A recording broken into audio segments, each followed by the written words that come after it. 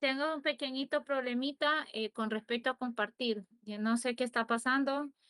Entonces, ustedes tienen la diapositiva, la pueden ir siguiendo ahí o alguien la comparte.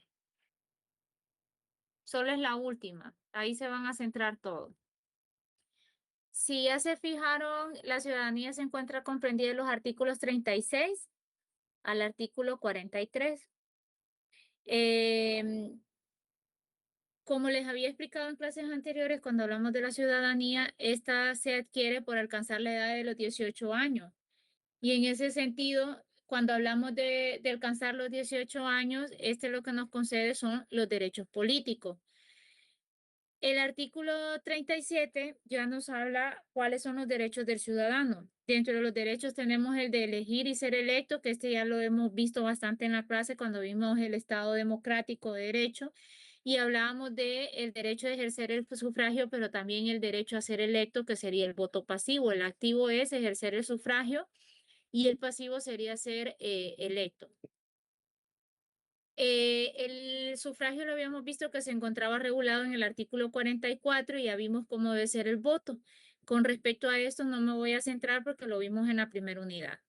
El optar a cargos públicos, que es el numeral 2, se refiere a que todo ciudadano puede ser sujeto a optar a cargos públicos o a ser empleado público o funcionario público, no a cargos de elección, sino a aquellos que son de nombramiento, siempre y cuando se reúnan los requisitos de idoneidad y los requisitos que establecen las leyes, ¿verdad?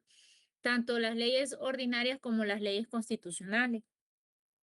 El numeral 3, que tiene que ver con el derecho a asociarse para constituir partidos políticos, ingresar o renunciar a ellos, vamos a ir viendo que esto se vincula con el derecho de asociación y el derecho de reunión. El derecho de asociación ustedes lo encuentran en el artículo 78, pero también hemos visto que este también tiene que ver con el artículo 47, que lo vimos en la primera unidad referente a los partidos políticos legalmente inscritos, y que yo les decía a ustedes que el procedimiento se guía por la ley electoral, siendo el Consejo Nacional Electoral quien está a cargo tanto de su regularización como su fiscalización a través de aquello de lo que llamamos política limpia, que ustedes vieron que estuvo bastante en boga ahorita.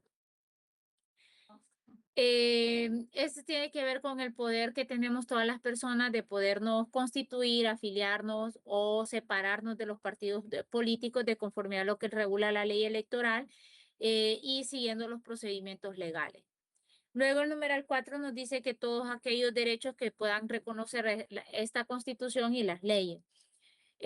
Como pueden ver ustedes, hay derechos o obligaciones que se desprenden de la propia Constitución, como el defender la patria, respetar las autoridades y contribuir al sostenimiento moral y material de la nación, que esto, pues vamos a ir viendo que el respeto a las autoridades, esto está en el artículo 38. En cuanto, solo me voy a centrar prácticamente en el sostenimiento moral y material de la nación, que esto es todo lo que ustedes ven que nosotros por eso tributamos, es la forma en que nosotros contribuimos al sostenimiento del Estado. Eh, También el artículo 39 de nuestra Constitución habla de el derecho de que seamos inscritos en el Registro Nacional de las Personas. Recuerden que el Registro Nacional de las Personas es la institución a cargo de llevar todo nuestro historial de vida, desde que nacemos hasta que morimos, y claro, si cumplimos con las obligaciones de inscribir, ¿verdad? Y dentro de esta, pues ahí también vamos a ir viendo que es el Registro Nacional de las Personas también el que está a cargo de otorgarnos la tarjeta de identidad, que así lo establece todavía nuestra Constitución, que este es el documento nacional de identificación actualmente, que es un derecho de nosotros el poderlo obtener, pero también una obligación del Estado el poder permitirnos que nosotros podamos obtenerla. ¿Por qué? Porque con el documento nacional de identificación, pues ustedes ven que nosotros podemos ejercer el sufragio, pero también podemos tener vida jurídica, porque este es un documento que se nos pide tanto en las instituciones financieras para optar a un trabajo, entre otras, son de los requisitos que van y tiene que ver con el derecho a ser inscritos en los registros electorales, que ustedes ya saben que eso es pertenecer a los registros electorales. Se vincula directamente con el sufragio, ¿verdad? Cuando aparecemos en esos censos electorales, que al final es depurado por el Registro Nacional de las Personas y se remite al Consejo Nacional Electoral, pues nosotros estamos habilitados para ejercer el sufragio. Este derecho también se vincula con los derechos, como yo les decía a ustedes, de reunión y de petición. El de reunión es el artículo 79, siempre que lo hagamos con fines pacíficos. El 80, que tiene que ver con el derecho de petición y que ustedes lo van a fundamentar a lo largo de su vida profesional. No podemos ser extraditados, ya lo vimos, por delitos políticos y comunes conexos a los delitos políticos, ni podemos ser expatriados ni entregados por las autoridades a un Estado extranjero por estos delitos. Se vincula asimismo con los derechos de la libre emisión del pensamiento, la libertad de expresión y la libertad de buscar información. Eh, Estos son los derechos que ustedes ven que se vinculan con los derechos políticos que todos están al final. Era lo que hablábamos de la interdependencia. Un derecho depende directamente otro derecho. Luego tenemos lo que son los deberes del ciudadano, que es el artículo 40, que el primer deber es el cumplir, defender y velar porque se cumpla la Constitución y las leyes, que este artículo se vincula con dos más, que es el artículo 375 de la Constitución, que ya lo habíamos visto sobre la inviolabilidad de la Constitución, y el deber que tenemos nosotros de colaborar por el restablecimiento de su efectiva vigencia cuando éste es quebrantada, eh, sin seguir sus procedimientos o por actos de fuerza mayor. El otro es el artículo 3 de nuestra Constitución, que ya reconoce el derecho de la insurrección y que nosotros no debemos, prácticamente no debemos obediencia a ningún gobierno usurpador. Eso, si ustedes ven, ya lo habíamos visto también, sin embargo, es importante que ustedes vean que se vincula. El obtener a la tarjeta de identidad que se vincula con el estar inscritos y los deberes que tiene el Estado, el ejercer el sufragio, que ya lo hemos ampliamente discutido en esta clase, el desempeñar salvo excusa o renuncia con causa justificada a los cargos de elección popular, que esto es cuando hay alguna incapacidad, no lo podemos ejercer, sin embargo, tenemos que justificar el por qué no lo podemos ejercer. El cumplir con el servicio militar, que es importante que ustedes vean que en el caso de Honduras el servicio militar no es obligatorio, no estamos obligados a prestarlo, simple y sencillamente nuestra Constitución no prevé en caso de guerra, ¿verdad? Es más un deber más que una obligación. Es más un deber patriótico del cual nosotros deberíamos contribuir al restablecimiento de la paz y de la soberanía del Estado. Sin embargo, no es obligatorio el servicio militar. Y las demás que establezcan la Constitución y las leyes son cualquier otra obligación que nacen de las leyes o de las normas del Estado de Honduras. El artículo 41 nos habla de cuándo se da la suspensión de la calidad del ciudadano. Esta se da por tres motivos. La primera que encuentran ustedes por auto de prisión decretada por delito que merezca pena mayor. Esta es el auto de prisión, este es el auto de formal procesamiento que ustedes lo ven bastante en televisión cuando se da por el Ministerio Público. Es dictada por un juez contra una persona. Lo siento, gol.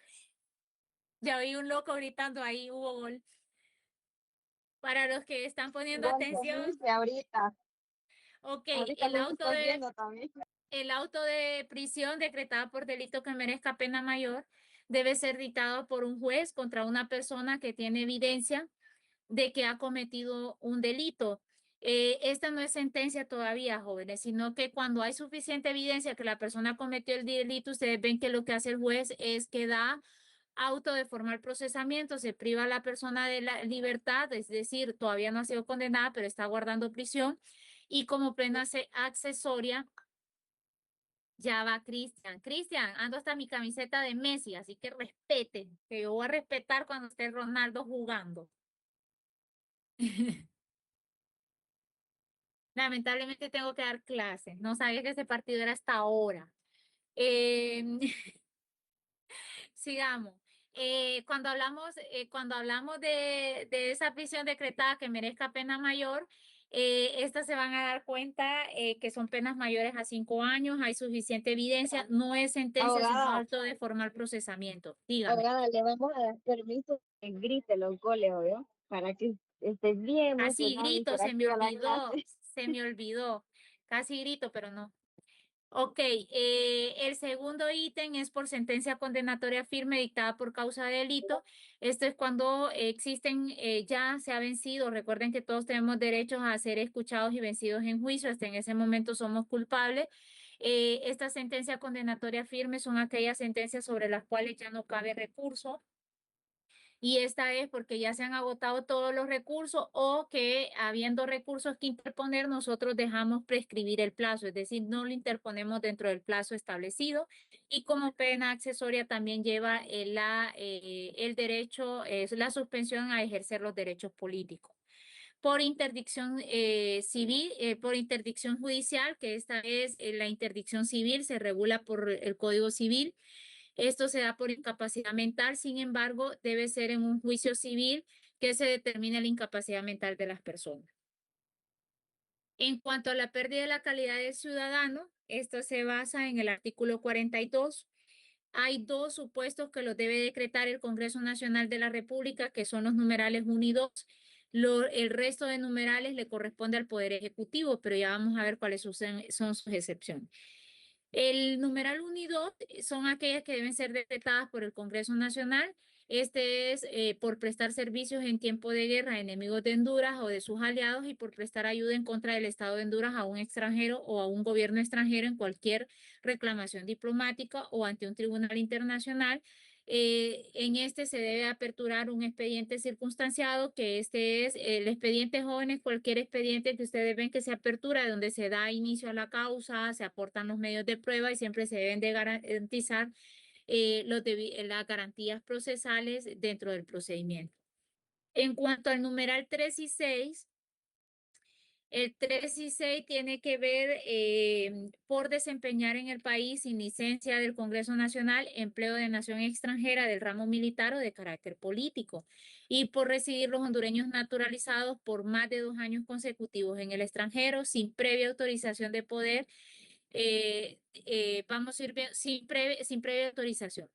En esta se debe hacer una declaración por el Poder Ejecutivo mediante un acuerdo gubernativo. Los actos de la administración pública son decretos, acuerdos, resoluciones y providencia. Eso lo van a estudiar en derecho administrativo.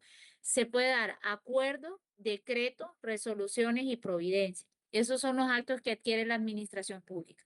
En este caso, se emite un acuerdo gubernativo que esté firmado por el presidente de la República y refrendado por los secretarios de Estado.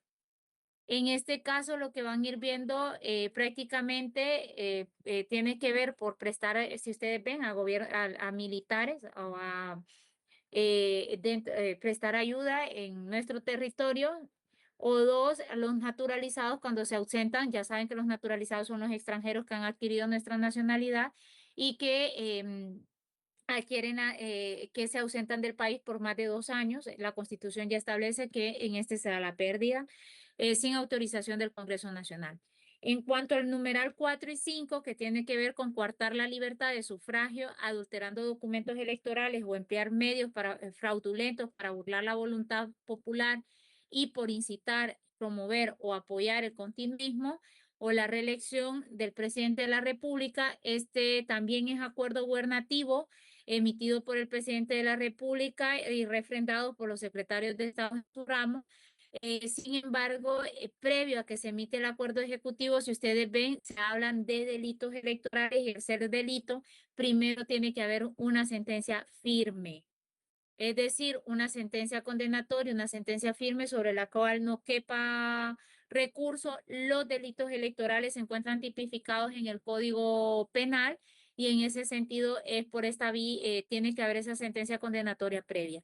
Yo aquí sí tengo una crítica con respecto a nuestra Constitución. Vean que data de 1982 y que veníamos de golpes de Estado y gobiernos autoritarios. Yo sí siento que es un poco descabellado que cuando hablan de promover o apoyar el continuismo, la reelección, considero que es un poco, entra en conflicto, choque de aquello que vimos de cuando hay conflictos entre principios con la libertad de expresión. Si bien es cierto, sí se debe sancionar cuando se suplanta el poder soberano, es decir, cuando nosotros contribuimos a un golpe de Estado o contribuimos a quitar los poderes legalmente electos o constituidos. Sin embargo, porque ustedes apoyen o apoyemos, o digamos, vaya, yo podría decir ahorita que yo estoy de acuerdo con la reelección y no por eso debería ser procesada, porque recuerde que eso es libertad de expresión, libertad de pensamiento. Lo que sí es cuando yo ya hago actos para quebrantar la soberanía popular, sí siento que ahí sí debe de aplicarse lo que es las medidas penales. Sin embargo, por promover o decir yo tengo la idea de que en Honduras se podría pasar a un proceso constituyente para permitir la reelección, ya sea de forma alterna o de forma continua, no creo yo que deba de merecer pena privativa de libertad.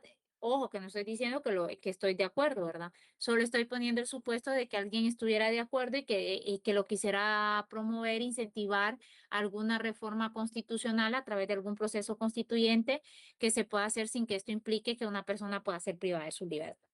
A eso me refiero con respecto a esa crítica que tengo yo con este artículo en cuanto hay que ver que la misma no quebrante el derecho a la libertad de expresión que también nosotros tenemos y la libertad de pensamiento. Eso es con respecto a este artículo. Luego el último artículo, que es el artículo 43 sobre el restablecimiento de la calidad del ciudadano por sobreseimiento definitivo confirmado. A eso me refiero, Cristian, no me refiero a todo momento, sino a través de un proceso constituyente, porque nosotros ya habíamos estudiado en esta clase las cláusulas pétreas y vimos que el artículo 239, que prohíbe la reelección, es cláusula pétrea, tiene que ser por un proceso constituyente. Eso ya son leyes electorales. Ahí no es proceso constituyente. Esa es reforma ya legal. Referente al restablecimiento de la ciudadanía por sobreseimiento definitivo confirmado, este es cuando se ha llevado un proceso judicial de una persona por algún delito. Los jueces pueden determinar un sobreseimiento definitivo, es decir, que el juez ve que no hay causa que compruebe, o sea, no hay suficientes medios probatorios de que hubo delito o que habiendo un delito no hay indicios suficientes para seguir procesando a esta persona, entonces el juez decide emitir un sobreseimiento definitivo. Ese sobreseimiento definitivo significa que no hay lugar a causa o que habiendo delito no hay suficientes indicios probatorios y en este sentido se da la cesación del juicio y por ende la calidad del ciudadano se restablece. Este es cuando vimos el auto de procesamiento, que les decía que no es sentencia, sino un auto de procesamiento, puede hacer que después existan, que no hay suficientes indicios o no hay pruebas suficientes y entonces el juez da el sobreseimiento. Por sentencia firme absolutoria, en este caso es que hay una sentencia donde el juez absuelve a la persona lo libra de toda culpabilidad y en este sentido pues se restablece la calidad de ciudadano. Y luego está la amnistía o el indulto, que la amnistía es el perdón por los delitos políticos o comunes conexos, que este perdón por los delitos comunes o políticos le corresponde al Congreso Nacional de la República. Hace poco, en el gobierno pasado, se emitió una ley de amnistía política. Yo la critiqué no porque se esté en contra de la amnistía por delitos políticos, sino porque se utilizó para dar el perdón, se disfrazó como delitos políticos la defraudación de caudales públicos y otros delitos que eran comunes conexos. Para delitos comunes, jóvenes, no se puede aplicar la amnistía, simple y sencillamente va para delitos políticos y los comunes conexos a los delitos políticos. En cuanto al indulto, el indulto es la exculpación o el perdón de la pena. Le corresponde al presidente de la República. Se encuentra regulado por la Ley de Indultos y Conmutas. Así se llama la Ley de Indultos y Conmutas, que data de 1927.